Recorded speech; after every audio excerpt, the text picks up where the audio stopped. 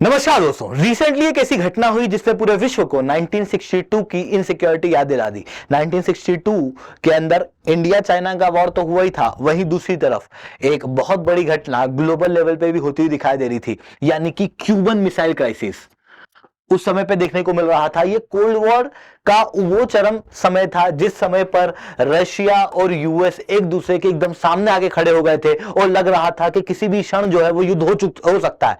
US ने तैयारियां कर ली थी, अपनी मिलिट्री को तैयार कर लिया था क्यूबा के अंदर एंटर कराने के लिए। वहीं रशिया ने अपने बेस्ट क्वालिटी के मिसाइल को डिप्लॉय कर दिया था क्यूबा के अंदर। रिसेंटली वैसी ही चीज वापस होती हुई दिखाई दे रही है। हुआ कुछ ऐसा है कि रशिया ने अपनी nuclear powered nuclear capable submarine को क्यूबा के अंदर डिप्लॉय किया है। जिस सबमरीन की मैं बात कर रहा हूं वो काजान सबमरीन है और ये इस तरीके से आपको वीडियो के अंदर देखने को मिलेगी। सोशल मीडिया के ऊपर ये बहुत तेजी से वीडियो वायरल हो रही है। अब जब मैं बात कर रहा हूं क्यूबा की, तो क्यूबा आपको ना, ये यूएस है, यूएस का ये फ्लोरिडा है। फ्लोरिडा से महज 160 किलोमीटर दूर देखने को मिलेगा, यानी कि यूएस की बॉर्डर के जस्ट पास में रशिया ने अपनी मिसाइल को डिप्लॉय कर दिया, जो यहां पर यूएस के अंदर इनसिक्योरिटी बढ़ा रहा है। क्योंकि और वहीं क्यूबा ने क्यों अलाउ किया, क्योंकि क्यूबा जो है वो ट्रेडिशनल दुश्मनों में से एक है यूएस के। इवन यूएस ने क्यूबा के ऊपर एम्बार्गो लगाया हुआ है, यानी कि कोई भी ऐसी लीगल फर्म जो कि यूएस के सिटीजन द्वारा होल्ड की हुई है वो क्यूबा के इंटरेस्ट के अंदर व्यापार नहीं करती है। फुल रेस्ट्रिक्शन क्यूबा के ऊपर यूनाइटेड स्टेट्स ऑफ अमेरिका द्वारा लगाए गए हैं। ऐसी कंडीशन में क्यूबा भी यूएसएसआर का, क्या कहूं, रशिया का एक अच्छा दोस्त है। और रिसेंटली यहीं पे रशिया ने nuclear capable nuclear power submarine जो है वो डिप्लॉय की। हालांकि ये जो इंसिडेंट हुआ है ये अलग से नहीं हुआ। ऐसा नहीं हुआ कि रशिया को लगा कि चलो यार यूएस के पास जाते हैं और वहां पे जाके अपनी सबमरीन को डिप्लॉय कर देते हैं, बल्कि एक बड़ी घटना अलग रूप पे देखने को मिली। हुआ कुछ ऐसा था कि थोड़े समय पहले यूनाइटेड स्टेट्स ऑफ अमेरिका ने कुछ हथियार सप्लाई किए थे यूक्रेन को, ताकि यूक्रेन रशिया के अंदर अटैक कर सके। फिर से सुनना, यूएस ने यूक्रेन को हथियार दिए थे, इस बार किस लिए? रशिया के अंदर अटैक करने के लिए। अभी तक जो हथियार दिए जा रहे थे वो हथियार दिए जा रहे थे कि रशिया की आर्मी जो यूक्रेन पे अटैक कर रही है उससे खुद को प्रोटेक्ट करने के लिए। पर अब जो हथियार दिए गए वो यूक्रेन को दिए गए कि रशिया की टेरिटरी में जाके अटैक कर सके। ऐसी कंडीशन में रशिया के प्रेसिडेंट व्लादिमीर पुतिन द्वारा यहां पर यूएस को वार्न भी किया गया था कि अगर ऐसी कुछ सी चीज आप करोगे तो फिर इसका खामियाजा बुरे रूप से देखने को मिल सकता है। ठीक एक हफ्ते बाद जब यूएस ने इस चीज को अप्रूव किया, उसके बाद रशिया ने अपनी nuclear capable nuclear power Kazan submarine को क्यूबा के अंदर डिप्लॉय कर दिया। वहीं जैसे आप लगातार अभी देख रहे होंगे कि यूएस लेड नाटो रशिया की बॉर्डर के पास आ रही है, वैसे ही रशिया ये शो कर रहा है कि हम भी यूएस की बॉर्डर के पास जा सकते हैं। पर वहीं यूएस भी यहां पर पीछे नहीं हटा। यूएस ने भी इमीडिएटली उस चीज का रिस्पॉन्ड किया। जैसे ही रशिया की काजन सबमरीन डिप्लॉय हुई, ठीक उसके अगले दिन क्यूबा के अंदर ही यूएस का एक नेवल बेस है, यह फोर्सफुली एक्वायर किया हुआ नेवल बेस है, ग्वांतानामो बे। ये आपने कई बार यूं भी सुना होगा कि ग्वांतानामो बे जो है इसका प्रयोग यूनाइटेड स्टेट्स ऑफ अमेरिका लोगों को टॉर्चर करने के लिए करता है, क्योंकि legally United states of America की सॉइल के ऊपर किसी व्यक्ति को टॉर्चर नहीं किया जाता।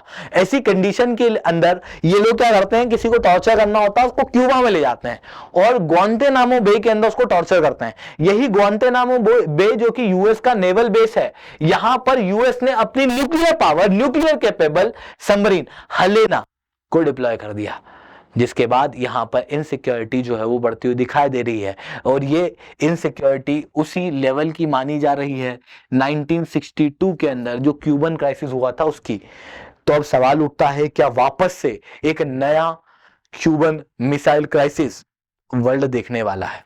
दूसरा, 1962 का क्यूबन मिसाइल क्राइसिस था क्या? क्योंकि ये एक ऐसा क्राइसिस है 1962 का जब कोल्ड वॉर के समय पर यूएस और यूएसएसआर एक दूसरे के खिलाफ बहुत स्ट्रांगली खड़े हो गए थे। और इस समय पर पूरे कोल्ड वॉर के समय इनसिक्योरिटी सबसे ज्यादा थी। इनसिक्योरिटी इतनी ज्यादा थी कि डूम्सडे क्लॉक के अंदर 7 मिनट मिडनाइट में बचे हुए थे, यानी कि दुनिया के नष्ट होने में, क्योंकि दोनों ने एक दूसरे के खिलाफ न्यूक्लियर अटैक करने की ठान ली थी। मतलब एक बटन दूर थी दुनिया, एक दूसरे से।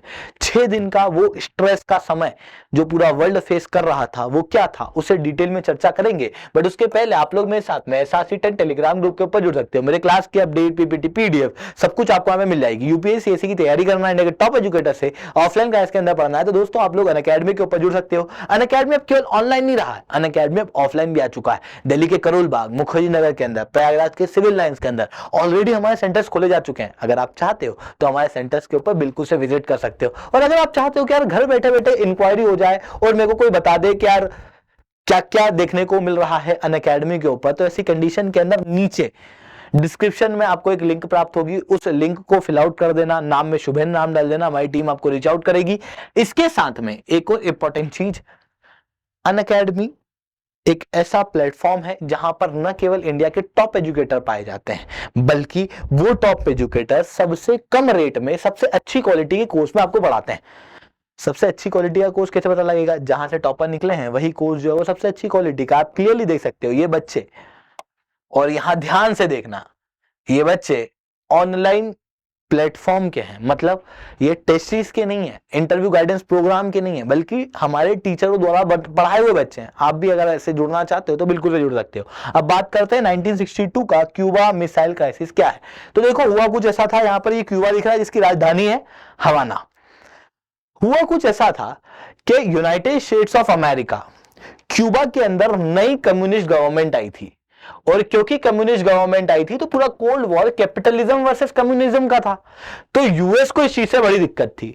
ऐसी कंडीशन में यूनाइटेड स्टेट्स ऑफ अमेरिका ने सोचा था कि क्यों ना ऐसा किया जाए कि क्यूबा के अंदर तख्तापलट करा दिया जाए।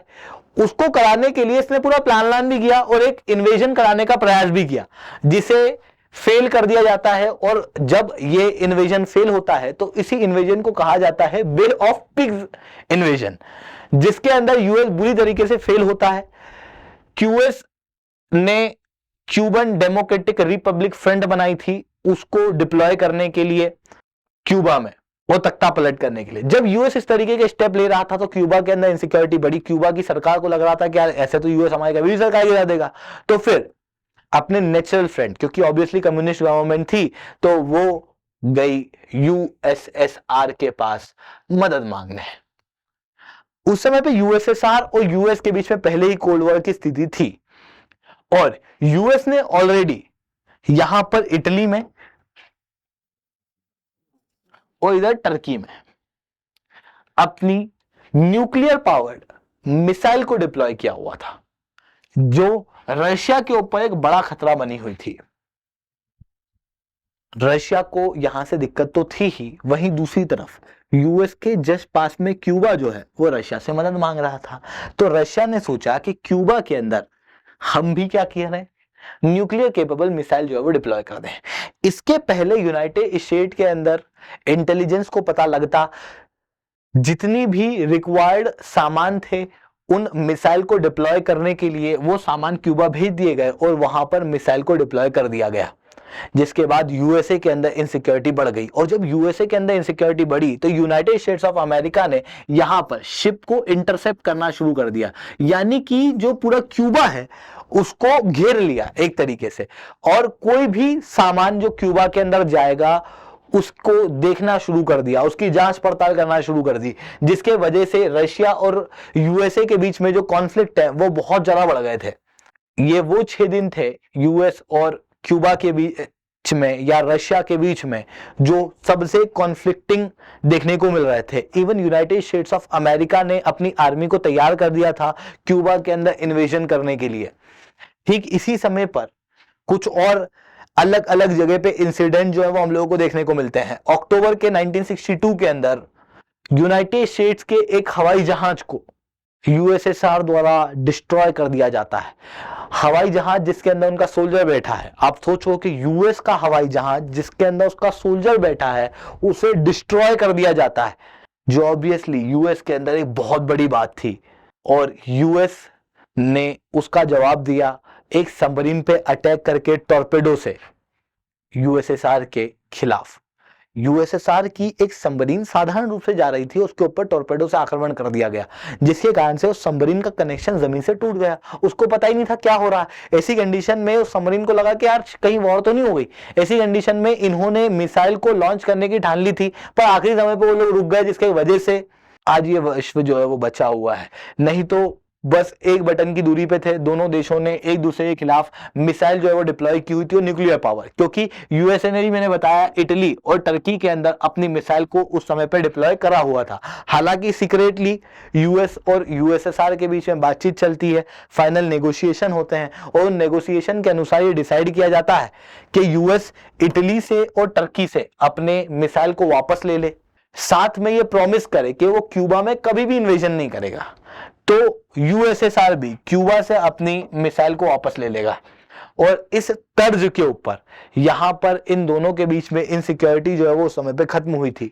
वापस से एक और इनसिक्योरिटी क्यूबा के अंदर ही आती हुई दिखाई दे रही है, जहां पर यूनाइटेड स्टेट्स ऑफ अमेरिका और यूएसएसआर ने दोनों ने न्यूक्लियर पावर सबमरीन को क्यूबा के अंदर भेजा है, न्यूक्लियर कैपेबल सबमरीन को क्यूबा के अंदर भेजा है। ऑलरेडी ग्लोबल लेवल पे इनसिक्योरिटी हाई है, रशिया यूक्रेन वॉर चल रहा है, अफ्रीका के अंदर सिविल वॉर की स्थिति कई सारी कंट्रियों के अंदर, खास रूप से साहिल रीजन के अंदर हम लोगों को देखने को मिल रही है। वहीं इसराइल के अंदर भी कॉन्फ्लिक्ट देखने को मिल रहा है।